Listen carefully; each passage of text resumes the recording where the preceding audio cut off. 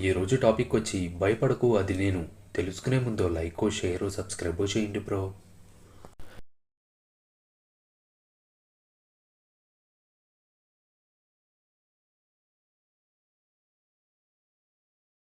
యేసు వెంటనే శిష్యులను పడవ ఎక్కి తనకంటే ముందుగా అవతలి ఒడ్డుకు వెళ్లమని బలవంతం చేశాడు.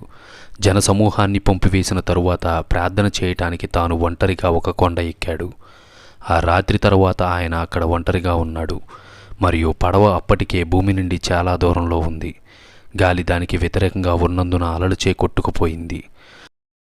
తెల్లవారక ముందు యేసు సరస్సు మీద నడుస్తూ వారి దగ్గరకు వెళ్ళాడు. ఆయన సరస్సు మీద నడుస్తూ ఉండటం చూసి శిష్యులు భయపడి అది దెయ్యమని చెప్పి భయంతో కేకలు వేశారు. కానీ యేసు వెంటనే వారితో ధైర్యంగా ఉండండి, నేనే, భయపడకండి అన్నాడు. ప్రభువా, అది నీవే అయితే నీళ్ల మీద నడిచి నీ దగ్గరకు రమ్మని చెప్పు అని పేతురు జవాబిచ్చాడు. రండి అన్నాడు ప్రభు. అప్పుడు పేతురు ఆ పడవ దిగి నీళ్ల మీద నడిచి యేసు దగ్గరకు వచ్చాడు. కానీ గాలి వీచడం చూసి భయపడి మునిగిపోవడం మొదలుపెట్టాడు. ప్రభువా, నన్ను రక్షించు అని కేకలు వేశాడు. వెంటనే యేసు తన చేయి చాపి అతన్ని పట్టుకొని, అల్పవిశ్వాసి, ఎందుకు సందేహపడ్డావు అని అడిగాడు. వారు దోణి ఎక్కగానే గాలి ఆగిపోయింది. అప్పుడు దోణిలో ఉన్నవారు నిజంగా నీవు దేవుని కుమారుడు అని చెప్పి ఆయనను ఆరాధించారు.